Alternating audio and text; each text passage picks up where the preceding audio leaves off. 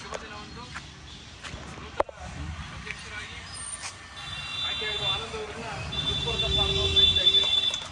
ಹಾಗೆ ಇಂದು ನಮ್ಮ ಕಾರ್ಯನಿರತ ಪತ್ರಕರ್ತ ಸಂಘದ ಧ್ವಜಾರೋಹಣ ಮಾಡಲು ಅನಂತ ಸಜ್ಜಿಕೆಯ ಕಾಲೇಜಿನ ಸಂಸ್ಥಾಪಕರು ಅನಂತಕುಮಾರ್ ಅವರು ಬಂದಿದ್ದಾರೆ. ಅವರು ಸಹಿತ ತುಂಬ ಸ್ವಾಗತವನ್ನು ಹೇಳ್ತಾ ಇದ್ದಾರೆ. ಹಾಗೂ ಈ ಒಂದು ಸುಂದರ ಕಾರ್ಯಕ್ರಮಕ್ಕೆ ನಮ್ಮ ನಗರದ ಎಲ್ಲ ಪತ್ರಕರ್ತರು ಹಾಗೂ ಗ್ರಾಮೀಣ ಪತ್ರಕರ್ತರು ಎಲ್ಲರೂ ಬಂದಿದ್ದೀರಾ. ನಿಮಗೆಲ್ಲರಿಗೂ ಸ್ವಾಗತವನ್ನು ವಹಿಸ್ತಾ ಇದ್ದೇನೆ.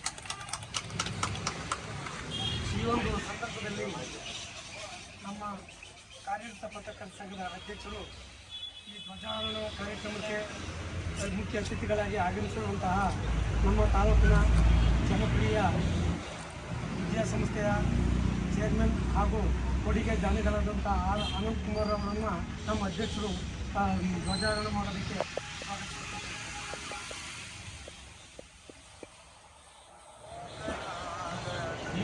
ನೀವು ಮುಂದಕ್ಕೆ ಬನ್ನಿ ಸರ್. ಹಾಂ ಹಂಗೆ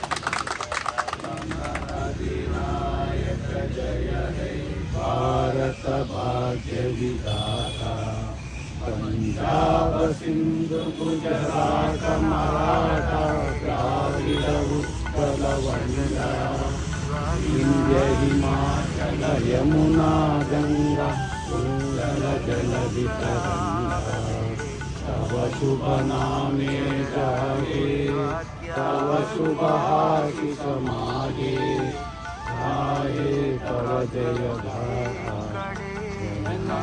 मंगलदायक जय हे भारत भाग्य विधाता जय हे जय हे जय हे जय जय जय जय हे भारत माता की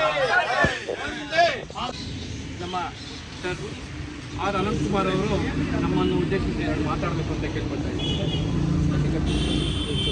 ಎಲ್ಲರಿಗೂ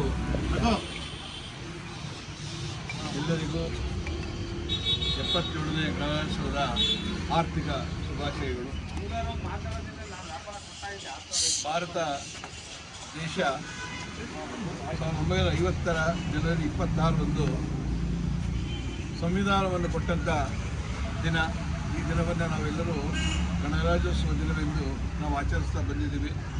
ನನ್ನೆಲ್ಲ ಪತ್ರಿಕಾ ಮಾಧ್ಯಮದ ಸ್ನೇಹಿತರು ಹಾಗೂ ಹೊಸದಾಗಿ ಆಯ್ಕೆಯಾದಂಥ ಅಧ್ಯಕ್ಷ ಆನಂದವರು, ಉಪಾಧ್ಯಕ್ಷ ಹೇಮಂತ್ ಅವರು, ಎಲ್ಲ ಪದಾಧಿಕಾರಿಗಳನ್ನು ಈ ಸಂದರ್ಭದಲ್ಲಿ ನಾನು ಅಭಿನಂದನೆಯನ್ನು ಸಲ್ಲಿಸ್ತಾ 77ನೇ ಗಣರಾಜ್ಯೋತ್ಸವ ದೇಶದ ಐಕ್ಯತೆ ಮತ್ತು ಸಮಗ್ರತೆಯನ್ನು ಎತ್ತಿ ಹಿಡಿಯುವಂಥ ಕೆಲಸವನ್ನು ಅದು ಮಾಡ್ತಾ ಇದೆ.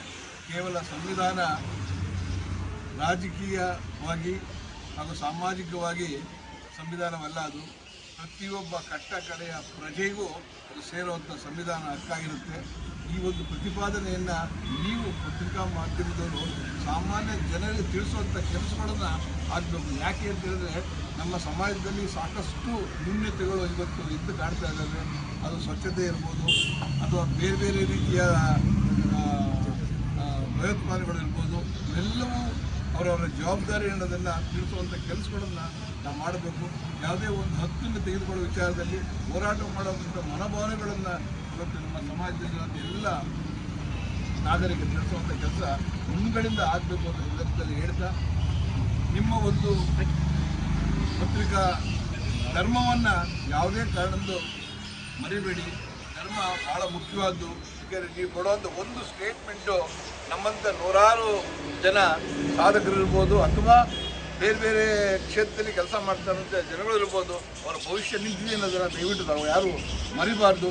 ಸತ್ಯತೆಯನ್ನು ಹುಡುಕಿ ಬರೆಯೋದಕ್ಕೆ ಪ್ರಯತ್ನ ಮಾಡಿ ಇಂಥ ಸಂದರ್ಭದಲ್ಲಿ ನನ್ನ ಕಳಕಳೆ ಮನವಿಯನ್ನು ಮಾಡ್ತಾ, ಅದೇ ರೀತಿ ನಮ್ಮ ಭಾರತ ಸರ್ಕಾರ ಇವತ್ತು ಸುಮಾರು 131 ಜನಕ್ಕೆ ಪದ್ಮಭೂಷಣ ಪದ್ಮವಿಭೂಷಣ ಪ್ರಶಸ್ತಿಗಳನ್ನು ಕೊಟ್ಟಿದೆ. ಅದರಲ್ಲೂ ವಿಶೇಷವಾಗಿ ನಮ್ಮ ಪಕ್ಕದ ಜಿಲ್ಲೆ ಮಂಡ್ಯ ಜಿಲ್ಲೆ ಒಬ್ಬ ಪುಸ್ತಕ ಪ್ರೇಮಿ ಅಂಕೇಗೌಡರವ್ರಿಗೆ ಇವತ್ತು ಪದ್ಮಭೂಷಣ ಪ್ರಶಸ್ತಿಯನ್ನು ಕೊಟ್ಟಿದೆ. ನಿಜವಾಗ್ಲೂ ಅವೆಲ್ಲವೂ ನಮಗೆ ತುಂಬ ಪಡುವಂಥ ನಿರ್ಧಾರ ಅದು.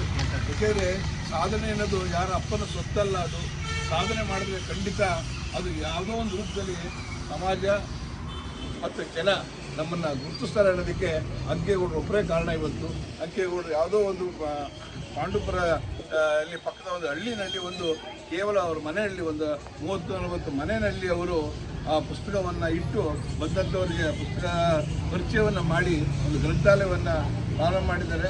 ಇಂಥ ಒಬ್ಬ ಕಟ್ಟಕಡೆ ವ್ಯಕ್ತಿ ಇವತ್ತು ಗುರುತಿಸಿ ಕೊಟ್ಟಿದ್ದಾರೆ ಅಂತ ಹೇಳಿದ್ರೆ ಅದನ್ನು ಎಲ್ಲರಿಗೂ ನಾನು ಹೇಳೋದಿಷ್ಟೇ. ಅದು ಸಮಾಜದಲ್ಲಿ ನೀವು ನಿಮ್ಮನ್ನೇ ನೀವು ತೊಡಗಿಸ್ಕೊಳ್ಳಿ. ನೀವೇನು ಯಾರು ಪ್ರಚಾರ ಮಾಡೋದು ಬೇಡ, ಅದಾಗಿ ಅದೇ ಪ್ರಚಾರಕ್ಕೆ ಬರುತ್ತೆ. ಒಳ್ಳೇದು ಯಾವತ್ತೂ ಒಳ್ಳೆಯದೇ, ಆದರೆ ಸಮಯ ತಗೊಳುತ್ತೆ ಅನ್ನೋದನ್ನು ಈ ಸಂದರ್ಭದಲ್ಲಿ ನಾನು ಹೇಳ್ತಾ, ನನ್ನ ಈ ಒಂದು ಕಾರ್ಯಕ್ರಮಕ್ಕೆ ಕರೆಸಿ ನನ್ನಿಂದ ಇವತ್ತು ಧ್ವಜಾರೋಹಣ ಮಾಡಿದ್ದೀರ.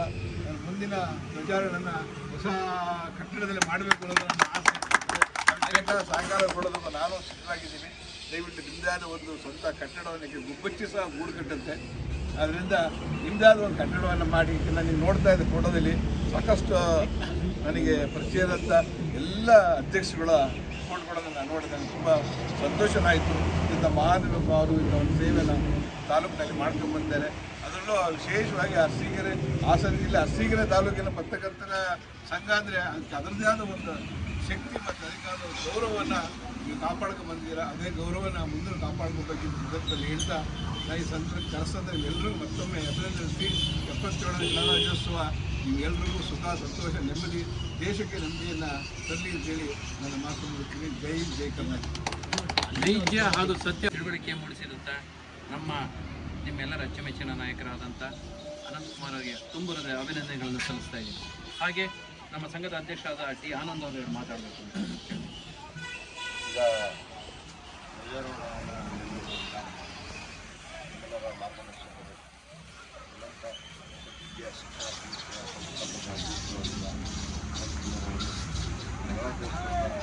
ಕುರಿತು ಸರಿಸುತ್ತವಾಗಿ ಅದನ್ನು ನಾವು ಸ್ವಲ್ಪ ಅಳವಡಿಸಿಕೊಳ್ಳೋಣ.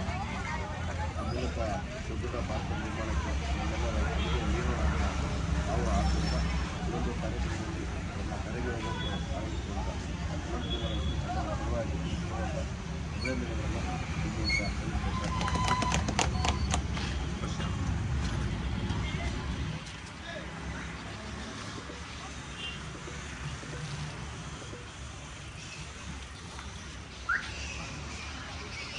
ಈ ಒಂದು ಶುಭ ಸಂದರ್ಭದಲ್ಲಿ ನಮ್ಮ ಮಾಜಿ ಉಪಾಧ್ಯಕ್ಷರು ಹಾಗೂ ಹಾಲಿ ಕಾರ್ಯದರ್ಶಿಗಳಾದಂಥ ಸ್ವಾಮಿಯವರು ಒಂದು ಹಾಡು ಹೇಳ್ತಾರೆ. ಭಾರತ ಮಾತಾ ಜಯ ಜನನಿ ಜಯ ಭಾರತ ಮಾತಾ ಜಗಜನನಿ ಜಯ ಭಾರತ ಮಾತಾ ಜಯ ಜನನಿ ಜಯ ಭಾರತ ಮಾತಾ हे कल्याणमयी रस तुझको धन्य हुआ स्वयं दाता जग जननी जय भारत माता।